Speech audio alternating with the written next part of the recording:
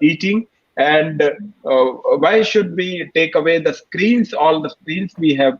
Our children have a mobile, they have a television, and by looking at the television, they are eating their foods. So this may not be a mindful eating. At Exactly. least we should have a mindful eating. We should be concentrating our food while eating. No, I did this theory one time. We would have board meetings. You remember this, Aunt Kit? We would have board meetings, and I would Yeah. play a Coca-Cola being poured, right? And I would just play it over in one square, Coca. And before the Yeah. meeting was over, everybody goes, "I gotta go get something to drink." So we program people to think this. The other thing we do wrong is Happy Meals. Do you know what they are in your country? Happy Meals. You know, the kids Yeah, get Happy Meals. Yeah, it's so there the in toy India. and, McDonald's and the, right. So my son would always, we would go to McDonald's when we traveled a lot, right? But he didn't want the junk. He thought French fries and hamburgers were bad. He wanted the salad. So I would ask them, would you give him the Happy Meal if I buy a salad, the toy? Would you give him the toy if I buy the salad? Oh, no, you have to buy the hamburger and but my kid doesn't want the hamburger and the French fries. He wants the salad because he's afraid of a heart attack. And, you know, at a young age, he was afraid of a heart attack. And so they would go, no. So I would have to buy the Happy Meal. So he would get the toy. And then I would buy a salad for him. And I would But eat. that Happy Meal is, that Happy Meal is meal. That is the most unhappy meal you can see. Thank you. Why did they put a salad in there Happy Meal. for kids? Why Happy did they Meal. put a salad in there or apples? Sorry? So I agree. It's It's unhappy. That's a marketing gimmick. I mean, they purposely don't want salad in Happy Meals, and they want people or kids to buy Happy Meal, and they should buy again and again, and then they get obese. And after obese, I think they get a lot of chronic disease. So I would like to welcome Dr. Khullar as well, and on a discussion about obesity. Welcome, Dr. Khullar. Good evening and namaste. So we have Namaste. Dr. Saggu with us. Unhappy Dr. meal. Saggu is a pediatric surgeon at Apollo Hospital, Delhi. And we were discussing about obesity, especially in child obesity, because obesity turns out to be a lot of chronic disease. I mean, you are a better judge than us, so you can elaborate how obesity creates a lot of new disease in the lifeline. Well, you see, as a nephrologist, I would like to limit myself predominantly to what obesity can do to the kidneys. Well, there is a direct correlation of obesity with many kind of glomerular diseases like focal and segmental glomerulosclerosis, and it's actually been seen that obesity could be an independent risk factor for the causation of chronic kidney disease.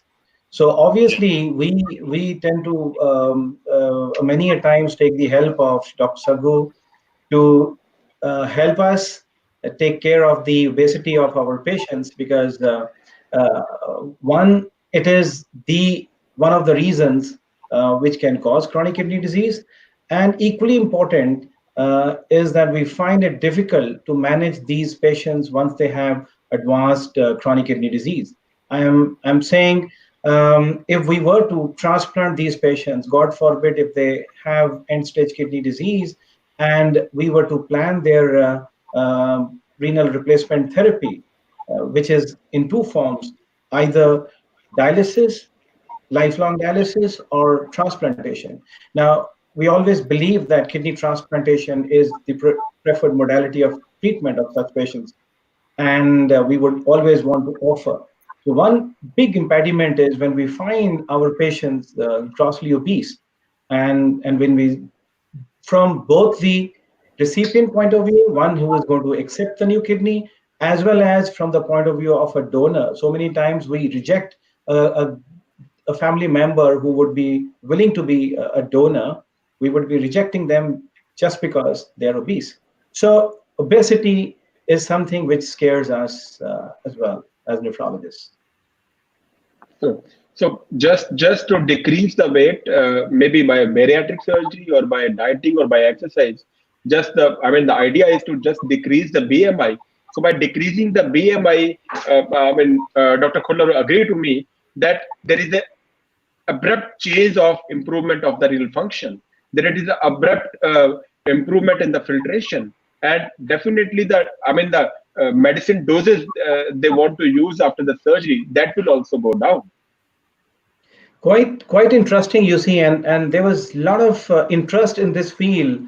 The jury is still out. I would not be able to say that we have the final word whether we should be advocating bariatric surgery to all those patients who could not manage their obesity through diet or exercise alone, because there are two aspects to it. One is slowing down the rate of progression of chronic kidney disease.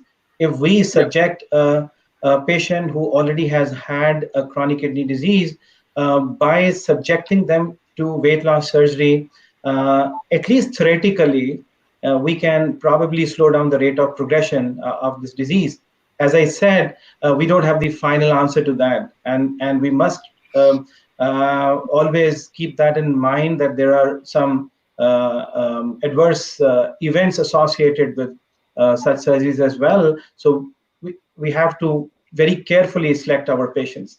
Now, yeah, secondly, yeah, while these patients are progressing from milder form of chronic kidney disease to more advanced, and we know that renal replacement therapy is imminent, we would, as I said, want them to be thinner as compared to grossly obese, because it'll be making our decision to advocate kidney transplantation in them much easier.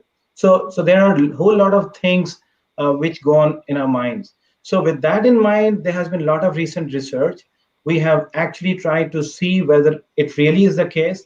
When I say that by subjecting them to weight loss surgery, we can slow down the rate of progression. But we need to have a definite answer. That's one. People have seen that diabetes, which we have very often discussed, is the main cause of chronic kidney disease, gets under control in a much better fashion once these patients shed weight, either through the normal maneuvers or through, in the extreme cases, weight loss surgery. So diabetes control definitely becomes better. What we really want to know is whether this translates into slowing down the rate of progression of chronic kidney disease. That's another thing which we want to know. And as I said, the caution is that there are some side effects of this surgery. We have come across cases whereby they had risk of oxalate stones. There was hyperoxaluria. So there were yeah, some issues with the weight loss surgery techniques as well. One of them causes a few kind of symptoms, a few kind of side effects, while the other one may not be causing those many. So Dr. Sagu is the master there. But this is what goes on typically in the mind of a nephrologist when we are going to subject our patients to weight loss surgery, and when we hand them over to surgeons like Dr. Sagu. yeah, Dr. Khullar, I agree. I 100% agree with you. So, what is important? Important is the choice of the procedure, right? If the patient is going for the renal transplant surgery, and when we are going for the gastric bypass, I think we should be more conservative by choosing a procedure for that. If we do more restrictive or less maladaptive procedure on those patients, then the chances of hyperoxaluria would be less, and we can have a more chances of improvement of the kidney functions, as well as we can have a check on the progression of the kidney disease. Quite true. Quite true. Yeah, yeah. And, Dr. Khullar, our viewers would like to know that if the patient is obese and is having some chronic kidney disease, if the patient, can he sustain the two major surgeries, bariatric surgery as well as the transplant surgery within a span of a year or so? Well, that's quite an important question, and again, we have to take that final decision on a case-to-case basis. The safety of the patient first, and I'll give you some very interesting observation again at the same time. While on one hand, I'm strongly saying that transplantation is the definitive answer for end-stage kidney disease. We would want to offer that as the definitive treatment for our patients.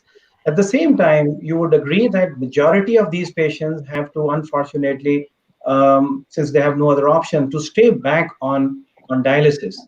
Now, the interesting observation, what I was referring to was, it has been seen that people who are obese tend to do better. They fare better while on dialysis. So their obesity here is actually protecting them. So when you compare the obese patients with the thinner ones, the lean ones, it was observed that people who were on the obese side had better long-term outcomes.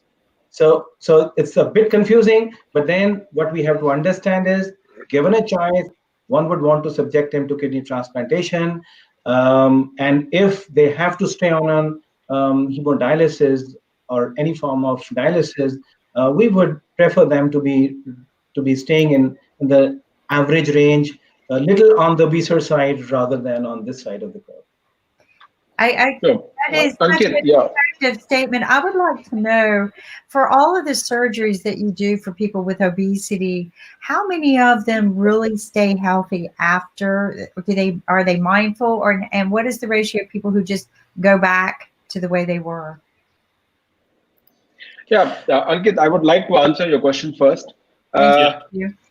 When we talk about the bariatric surgery, and when we take a decision of the procedure, or we start the pre-operative preparation of the patient, it's a multidisciplinary procedure. And Dr. Khullar and all, and the psychiatrist and everybody, cardiologist, everybody will have a consultation with the patient. Even the my dietitian is also take consultation with the patients. And what important in bariatric surgery is your pre-operative optimization.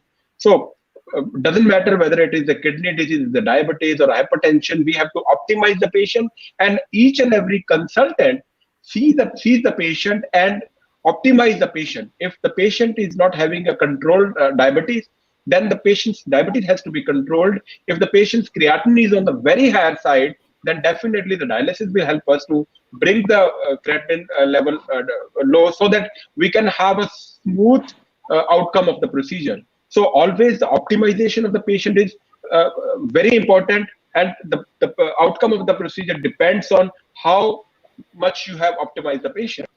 So in each and every field, if the patient is diabetic, then we have to control the diabetes, we have to control the blood sugar level, we have to control the serum creatinine level, and other things also. So if we work as a team, then definitely the outcome of that procedure goes very well. So now the answer to the Kim's question. So it is not like that we have done the bariatric surgery, then everything is over. I think the surgeries part is only 30 to 40%. Rest of the part depends on the follow-up of the patient with each and every discipline, not with the bariatric surgeon, with the nephrologist, with the diabetologist, with the endocrinologist, with the nutritionist. If the patient follows up well, and patients follow all the guidelines which has been given to the patient while discharging, whether it is a physical activity, is a dieting, or control of any other things, if the patient follows well and patient is regular in the follow-up, then the patient's outcome is good. Then only we can have a good result for the bariatric surgery. Okay. No, I mean, to me, it sounds like a team, like you said, a mental state of mind as well as a physical. Yeah, everything. Can I ask, after they have this surgery, how eager are they to get into exercising? And we hear that they feel better after dialysis. And of course, you're going to feel better when you start getting your blood cleaned out. I feel better when I clean my body out, right? When I cleanse my body. But how eager are they? Is there a scale model of exercising? Yeah, we advised basically, I mean, three type of the exercise to the patient. It's a low intensity, it's a aerobic exercises, then body strengthening exercises, and then heavy exercises. Mm-hmm. So the normal walking, actually, this is a laparoscopic procedure, minimal access procedure. So the patient starts walking the same day in the evening, and the walking patient will start. But the low intensity exercises, we ask the patient to start after 3 weeks or 4 weeks, and the strengthening exercises we only ask the patient to do after around 3 months. So slowly the physical activity is increasing, and even the diet is also increasing. So it's a post-operative slow process which can help you out for the outcome of the procedure. No, I think it's lovely. We would welcome Dr. Moskovich on our show and on our panel discussion with Dr. Khullar and Dr. Sadhu is with us. Yeah. So, Dr. Moskovich, you have shared an email with me discussing about a patient. Can you elaborate what happened with the patient? Right. So this week, I have follow-up on my presumed COVID-19 patient. He's a long-term asthmatic, 18 years old, had to be on prednisone for 2 years when he was 10 years old. So very severe asthmatic, tough to wean. Developed diarrhea and chest pain a month ago, which is unusual for asthma. He'd never gotten it before, but it's characteristic for COVID-19. And he had it for 2 weeks until the 10th of April, when I started him on 60 milligrams of prednisone, which is typical pulse for an asthmatic patient, which I thought would help his COVID-19. He actually got worse, went up to 100, doubled to 120 milligrams of prednisone within 6 days by the 16th. And finally felt better 2 days later on Saturday, a week ago on the 18th. But then his prednisone dose got divided in 3. So he took 40 milligrams 3 times a day, and he started feeling worse the very next day, Sunday. And by Monday night, he was gasping for breath with burning every time he took a breath, and went to the ER where he should have been intubated.